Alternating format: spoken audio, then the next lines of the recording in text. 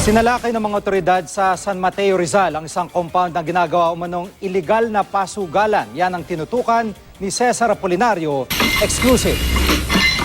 Tanghaling tapat kahapon ng salakay ng mga tanod ng barangay Banaba, San Mateo, Rizal ang isang compound matapos makatanggap ng tip na ginagawang sugalan ang makipot na iskenitang ito.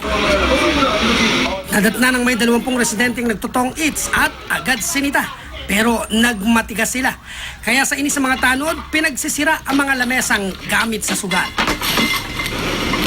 Hindi na nakaporma ang mga residente nang ipaliwanag sa kanilang naghihigpit sa buong probinsya ng Rizal laban sa mga iligal na pasugalan. Yung mga nagsusugal dyan at nagpupuyat, yan din yung mga sangkot, no, sa mga illegal na gawain. Sa Cubao, Quezon City naman, nasa kote si Joey Ocampo matapos masita ng mga pulis at tanod sa isang checkpoint.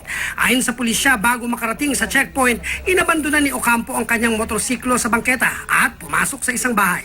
Nagduda ang mga otoridad at hinabol ang sospek hanggang sa masukol. Na-recover din sa sospek ang 3 plastic na may lamang hinihinalang shabu. Kinasuhan ng sospek na hindi nagbigay ng pahayag. Cesar Apolinario, nakatutok, 24 oras.